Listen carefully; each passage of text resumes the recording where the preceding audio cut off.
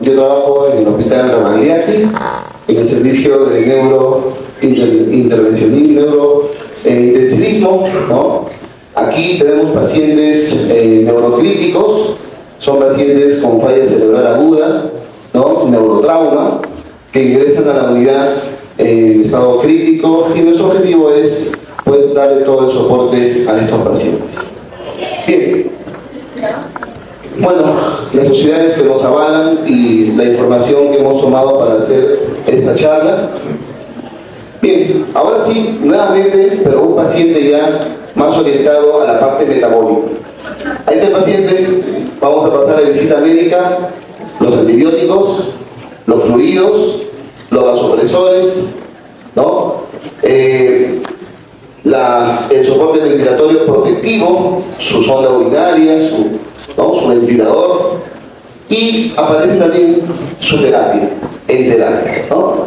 La terapia enteral, incluso insulinoterapia, y este paciente pues está con nuestros objetivos: mejorar la perfusión, los vasoactivos, hay que compensar el estado. Entonces, cuando uno llega a la UCI y ve a este paciente, entonces, doctor, el paciente está con el abdomen, le he tenido residuo gástrico alto, ¿ya qué hacemos? Ya hay que suspenderle la nutrición. Entonces, apaga, licenciada, apáguele por favor la nutrición. Y en ese momento el asistente le dice al paciente: ya, entonces suspende el meropenem. Ya no le vamos a dar. No, doctor, pero el meropenem es un antibiótico, le está salvando la vida. Pero tú puedes suspender la terapia enteral y no puedes suspender el meropenem. Sí, pero la terapia enteral no es tan importante como el meropenem, ¿no? O, a ver, suspende la adrenalina, quítale la adrenalina, apágalo. No, doctor, ¿cómo lo voy a apagar? Y ese paciente se choca y se muere. Entonces, nos damos cuenta que hay cosas que sí podemos apagar, pero otras no. Y la idea no es suspender la terapia, la idea es darla en el momento preciso, que el paciente lo necesita. Y eso tiene que ver con cómo está el paciente respondiendo en la fase aguda. ¿Ok? Bien. El paciente crítico, claro, lo vemos ahí en la cama de la UCI, pero nos vamos un poco más a la disfunción mitocondrial. Es un paciente que tiene poca energía, que está en estado de shock.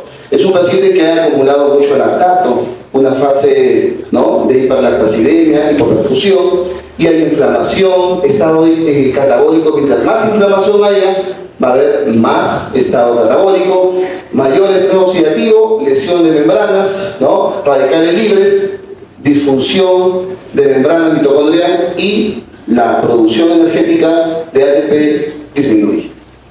¿Ok? Disfunción gastrointestinal, resistencia insulínica, consumo de masa muscular y obviamente la proteína, ¿no?, y el déficit energético marcan un rol importante.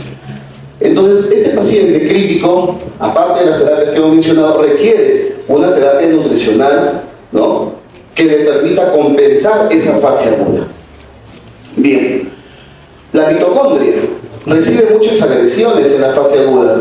Recibe radicales, ¿no?, especie reactiva de oxígeno, o radicales libres que van a generar lesión de sus membranas, y por tanto va a haber una disfunción mitocondrial, lo cual va a llevar a una necesidad de compensar o de aumentar la cantidad de mitocondrias. Pero en una fase de shock, en una fase crítica, la disfunción mitocondrial se va a dar principalmente por la depresión energética, y esa célula ya no va a tener energía que requiere. Porque una vía aeróbica, una vía metabólica te produce 36 a 38 ATPs. Pero esta vía de hiperlactacidemia te puede producir solo 2 ATPs. Miren el déficit energético de 38 a 2. Por tanto, la sepsis como respuesta inflamatoria, ¿no?, puede asociarse también a la disfunción multiorgánica. En el libro de Fisiología Médica de Guyton, en algún momento lo leyeron, ¿no?, tercer año, segundo año de medicina, ahí había un esquema que decía: cuando el paciente no recibe nutrición, empezaba la disfunción orgánica y la muerte. Claro, en ese momento de entender que si hay disfunción en los órganos y luego muerte, eso no va a ser causado obviamente porque le quitemos la nutrición al paciente. Y ahora vemos que los estudios nos dan la razón. ¿Ok? Bien, esta mitocondria entonces va a tener disfunción en su membrana, no se va a poder dar el transporte de electrones adecuado para la obtención de la energía. Entonces esto va a generar una disfunción mitocondrial y en la respuesta aguda esto va a ser perjudicial para la propia célula. El señor Dale Pato Robertson, miren, 1900 a 1989, diseñó una fase de la respuesta metabólica al trauma que ha persistido durante muchos años y muchas décadas. ¿Okay? Ahora los conceptos se están modernizando, se están complementando hacia el punto de vista inmunológico y molecular. Él clasificó en la fase E y la fase flow los cambios metabólicos posteriores a una lesión. Correcto, es la consecuencia de la lesión. ¿Ok? Se da una injuria y esa injuria el paciente puede entrar a esta respuesta. Hay hipovolemia, reducción del gasto cardíaco y en la fase flow, estabilización y transporte de oxígeno. Hemos aprendido durante muchas décadas que la fase E es una fase de shock. ¿Ok? Y hemos aprendido durante muchas décadas que la fase flow es la fase de estabilización. Pero esto era la consecuencia de ¿qué? De una respuesta inmunológica hacia una inflamación. Y esa parte es la que ahora se está profundizando mucho más. Entonces, el paciente crítico, con una respuesta de glucólisis, ¿no? Con una respuesta de consumo muscular o lipólisis, va a estar asociado no solamente, ¿no?, a la adaptación metabólica durante la fase aguda. Miren, el cerebro es algo clave en todo paciente crítico. Muchas veces le echamos la culpa a la sedación y a la analgésica infusión de la respuesta neurológica cuando el paciente ya sale del soporte ventilatorio y despierta. Pero está demostrado que en la fase crítica también la falta de energía y el estado hipercatabólico, ¿no?, o la lipólisis puede generar también una respuesta a nivel cerebral. Estas fases que se estudiaron, como la fase aguda, la fase de estabilización y la fase de recuperación, son consecuencia de una injuria. ¿Ok? Pero ¿qué hay más de esto? La inmunidad innata de un paciente crítico tiene que ver con lo siguiente. Hay componentes del sistema inmune innato como barreras físicas, los epitelios, las enzimas, ¿no? Hay componentes como células fagocíticas, neutrófilos, macrófagos, células CDK, sistema de complementos, citocinas o receptores de tipo TOR. Es decir, hay un conjunto de componentes que salen a la defensa durante el estado crítico. Pero esto puede ser acumulativo. El paciente, ¿cómo llega al hospital? No llega al primero o segundo día, muchas veces llega a la semana. ¿Ok? Y ese es el gran problema, porque se consumen esas barreras que requieren a nivel hospitalario un soporte. Entonces, estos son nuestros primeros combatientes. Y cuando uno los ve en el sistema de reina también la barrera, este microorganismo que genera una respuesta e ingresa a la barrera epitelial, hay fagocitosis, nos estamos defendiendo, sistema de complemento, células CDK, correcto, pero la infección ya empezó. Y después tenemos que adaptarnos, ¿no?, con una respuesta humoral en los siguientes días. ¿Sí? Esto es lo que sucede desde el punto de vista inflamatorio.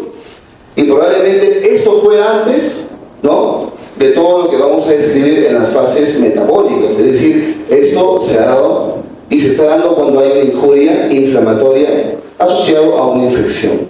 Entonces, activación del complemento, la vía alternativa, vía clásica, todo lo que hemos estudiado en una etapa inicial donde hay la respuesta del complemento 3A, la ozonización, la fagocitosis, respuesta inflamatoria y lisis de microorganismos. Entonces, esto estaría asociado también a un soporte de antioxidantes endógenos. Pero cuando esto se consume, requerimos el apoyo de antioxidantes que son ya suplementados. Fagocitosis, ozonización, estimulación de la reacción inflamatoria, ¿ok? Reclutamiento y activación leucocitaria, destrucción de los microorganismos por leucocitos, citólisis mediado por complemento para una lisis osmótica de microorganismo. Esa respuesta se está dando en todo paciente que tiene un proceso inflamatorio, ¿ok?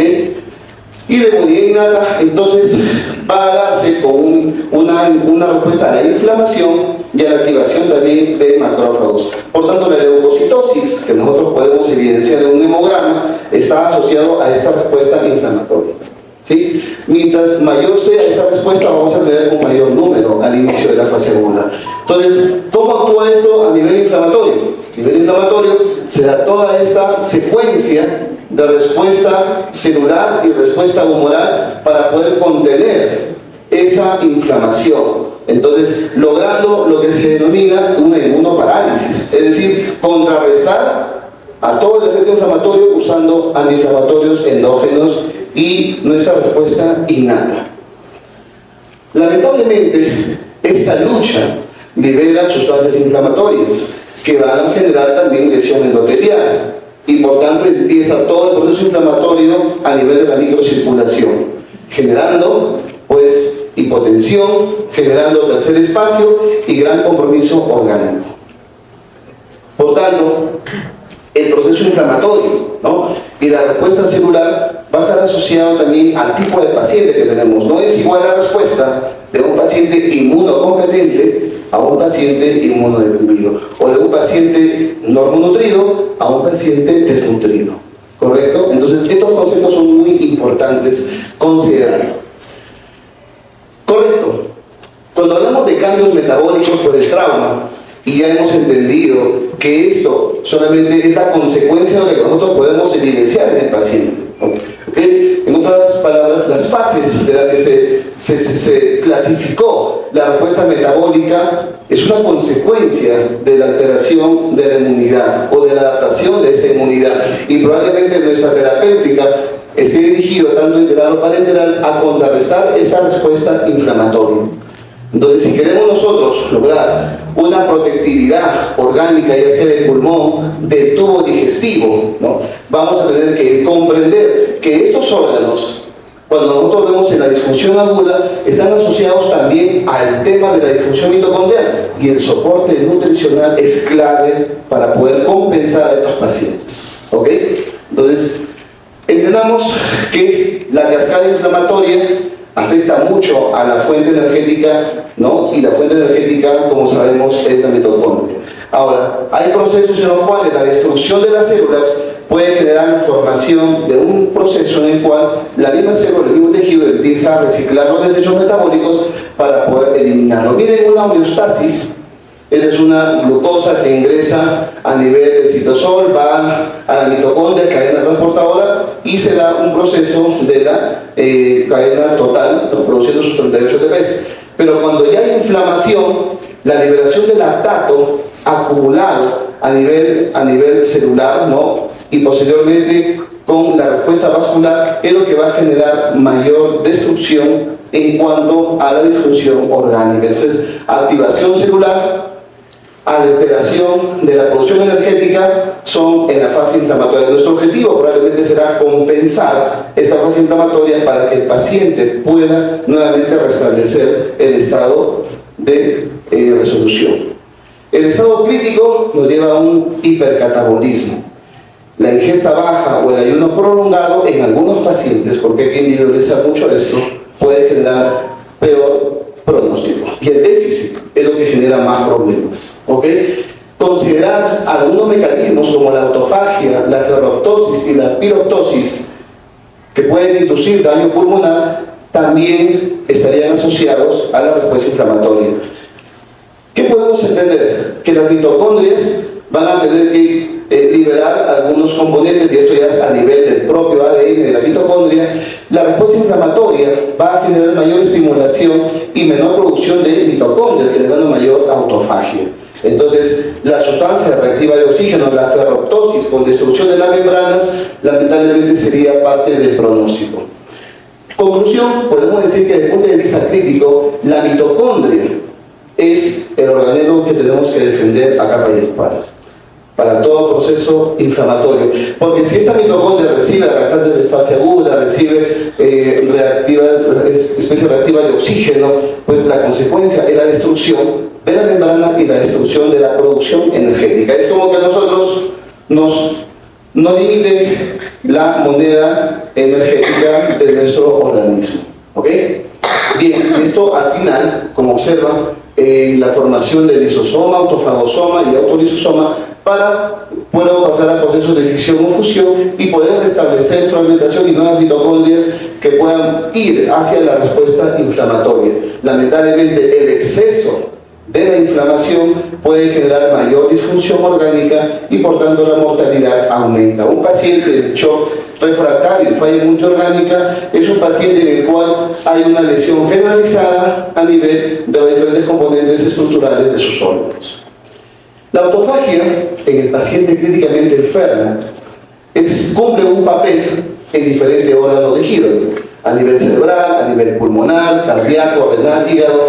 Lo que hace es evitar el daño celular neuronal, reduce la apoptosis de células alveolares, disminuye el daño miocárdico, reduce el daño de células epiteliales, disminuye la apoptosis del hepatocito, aumenta la degradación proteica y potencial a la atrofia miofibrilar. Entonces, cumple roles importantes, ¿no? Y lamentablemente en algunos casos puede ser como consecuencia, ¿no?, secundaria, y uno de ellos es el músculo, el que va a hacerse más comprometido. Estas son las fases en las cuales hay un inicio, elongación, maduración, fusión y degradación. ¿Ok?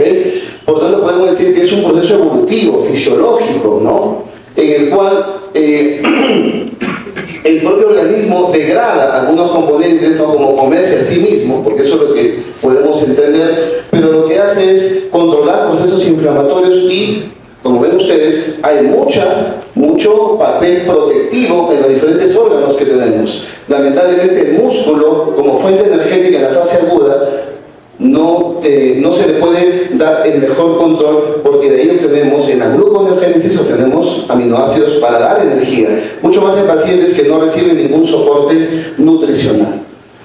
Esta fase en la cual va a haber regulación de la inmunidad y la inflamación, producción de ATP, ¿no?, retiro de bacterias intracelulares, cuerpos celulares apoptósicos, organelas y proteínas dañadas. Cuando la apoptosis es muy importante en esta primera fase, porque nos va a permitir la supervivencia celular cuando se regule este proceso. Entonces, disminuimos la apoptosis celular y mejoramos la esperanza del órgano. Por tanto, autofagia ayuda a reducir la apoptosis de una célula que puede morir durante la fase aguda.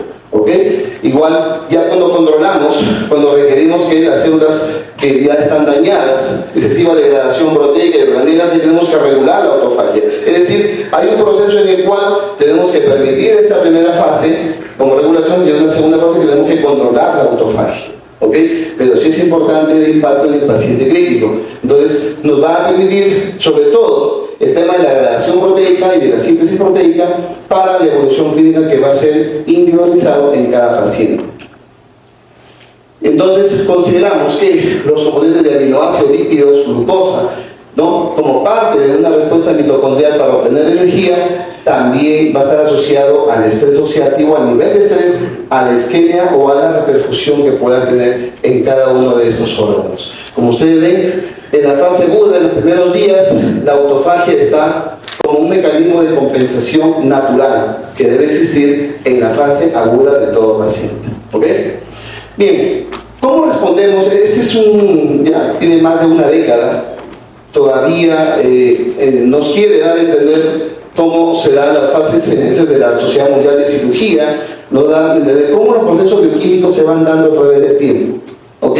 Y en las primeras semanas de ayuno, obviamente los hidratos de carbono, las grasas y finalmente las proteínas, como mecanismo en pacientes que están en estado de reposo. Pero los pacientes están en recambio muscular constante, están inmovilizados, sedación, analgesia, relajación, ¿no?, que pueden perder incluso hasta 1 gramo de kilo de masa magra por día en la fase más crítica. Es decir, el músculo se puede ver comprometido funcionalmente, porque es masa magra. En la primera semana puede perder de 5 a 7 kilogramos de masa magra. Hay inmunodepresión celular humoral. Ahora entendemos por qué esto. Porque hubo inicialmente un compromiso y una respuesta de la inmunidad innata. Hay una deficiencia proteica importante y lo vemos como el marcador fundamental a la hipoglucemia en la primera semana de la fase crítica. Se pierde nitrógeno, usamos corticoides, se pierde zinc y tenemos que tener al paciente en una fase de inestabilidad hemodinámica. Esta fase, teóricamente, la fase aguda. ¿Cómo no recordar a los pacientes hipercatabólicos que estuvieron en la pandemia, en las cuales tuvimos que asumir, ¿no? Este es un dibujo de un paciente adolescente, obeso mórbido, ¿no? Tenía 15 años y que hizo un estrés severo por COVID. Fueron pacientes que en la segunda hora tuvimos que asumir los adolescentes con COVID-19 en el Instituto del Niño de San Borja, ¿no? Donde yo trabajé en ese momento. Bien, hipermetabolismo. ¿Cómo lo podemos efectivizar con signos o síntomas? Porque mucho al médico le gusta manejar variables: fiebre, taquicardia, glucosa alta, lactato elevado, puntos de corte de 180, puntos de corte de 4, hipercatabolismo, consumo muscular, edema, glucosa baja o sarcopenia, disfunción gastrointestinal, liberación de retardantes de fase aguda y compromiso del estado de defensa, es decir, un proceso de inmunosupresión. Entre las fases que ya hemos presentado, que hemos comentado, que representan simplemente una secuencia, pero no representan el inicio de la respuesta inmunológica en el paciente. Recordemos entonces que estos esquemas que han estado por décadas, lo que nos quieren transmitir simplemente es cómo se puede dar en forma evolutiva la respuesta de un paciente crítico, pero aquí no se considera la parte de la inmunidad que estamos explicando previamente. ¿Ok? Entonces la fase E, como fase hipóxica, de falla orgánica, de disfunción multiorgánica, el paciente que está al borde de la muerte, tenemos que hacer la resucitación en la terapia intensiva. Cuidar el músculo, porque el músculo es el que más se va a afectar en esa primera fase, en esa primera semana. Se considera que un paciente, por ejemplo, que tiene solamente una hidratación básica con cloruro de sodio, o que en algún caso se le puede poner una dextrosa al 5% con 200 kilocalorías, no va a compensar lo que requiere en la primera semana, aumentando el catabolismo proteico en un 75%. Es decir, el músculo es el más afectado. ¿Ok? Y lo vemos aquí, cuando a nivel molecular se activan cascadas para generar mayor hipercatabolismo muscular, haciendo que la síntesis proteica se reduzca y aumente la degradación proteica, como un músculo que va a ser afectado porque no va a haber mucha energía, porque va a haber insulinoresistencia y porque va a haber anomalías o anormalidades en su respuesta neuromuscular. Miren un músculo que ingresó, que está recién entrando a la UCI, o es un paciente que está estable, miren, o un paciente estable, y miren un paciente después de la terapia intensiva de la primera semana, ¿no? Entonces ustedes pueden evidenciar, miren las neufrías, cómo se encuentran establecidas.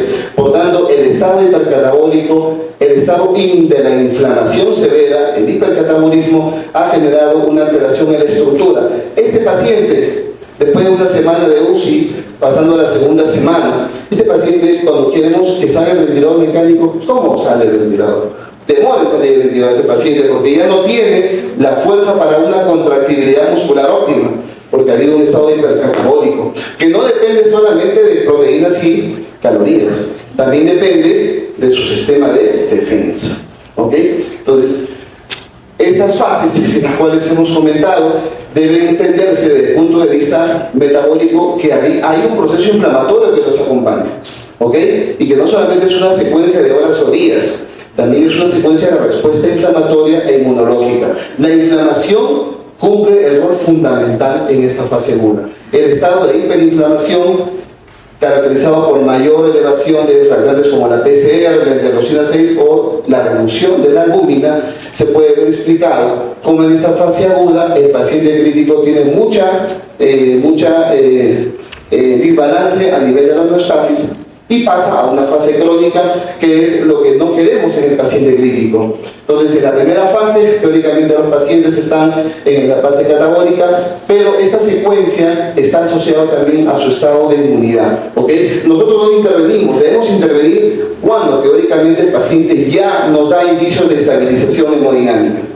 Cuando el paciente ya mejora, desde el punto de vista hemodinámico, cuando vemos que el soporte para los procesos se va reduciendo progresivamente, el paciente tiene buen flujo urinario, el paciente tiene mejor estado hemodinámico, el lactato está reduciendo progresivamente. Hay varios factores en UCI que dicen el paciente se estabilizó. ¿Ok? Y obviamente si no resolvemos la causa que lo ha llevado a ese estado de shock, probablemente no logremos esa estabilización. Entonces, al prolongar los estados de fase aguda, el estado de anabolismo es el que va a verse más afectado, porque el anabolismo quiere decir que el paciente ya empieza a sintetizar y empieza a reconstruir todo lo que ha sido comprometido. Por tanto, en esta fase de respuesta de estabilización, que aquí se le llama flow, pero que va a depender de cada paciente, en esta fase ya podemos empezar a darle el soporte que necesita.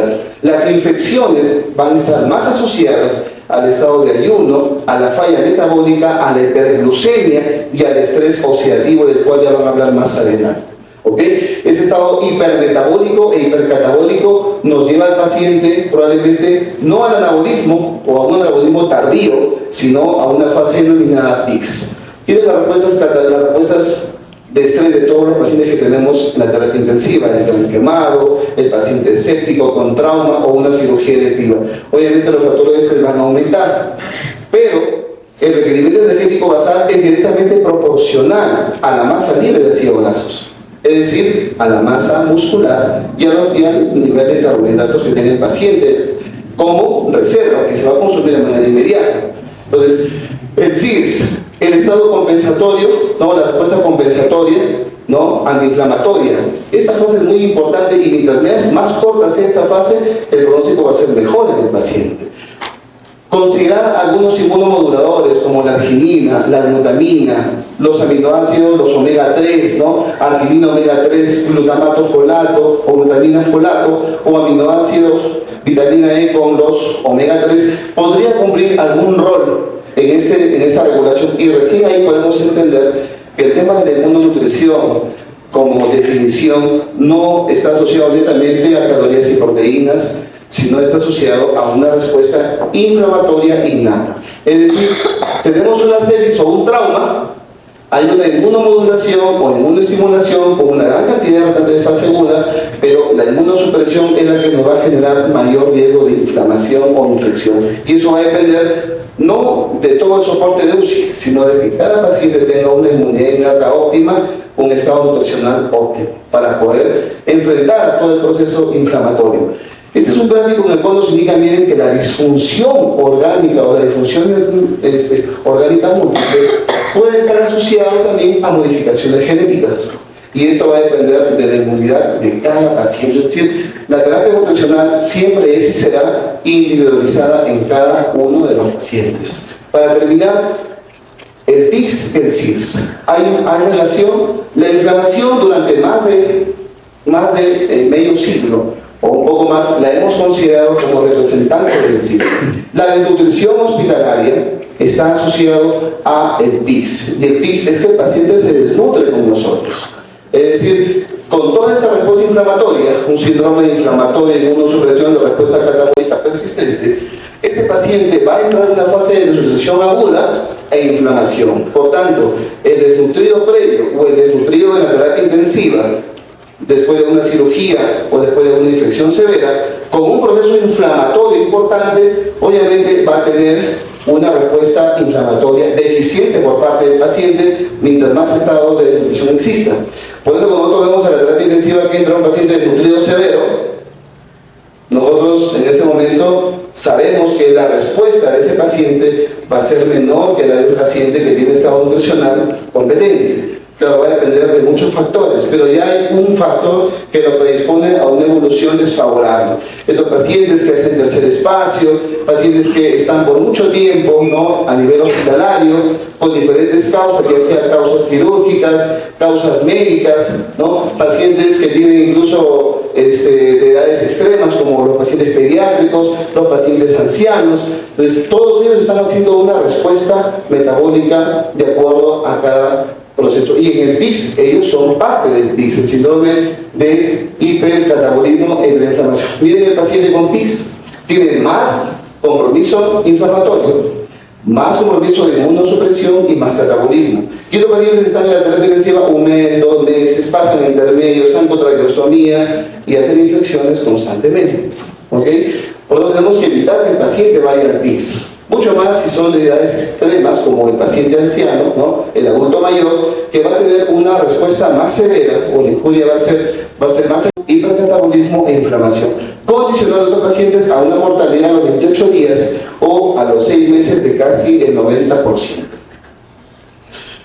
Identificar los estudios, ahí está la representación, esto es lo que se ha podido en el PRISMA, ¿no? El estudio en el cual se está registrando todos los estudios actualmente sobre PIS y que indica lamentablemente que hay una diferencia significativa importante de impacto de mortalidad en estos grupos de pacientes cuando llegan a la fase de PIS. Por tanto, tenemos que evitar nosotros que el paciente pase el día 14. Pasando el día 14 ya estamos en el PIS, en el estado de persistencia inflamatoria. Y como ustedes ven, la inflamación, la inmunosupresión siempre están de la mano, lamentablemente.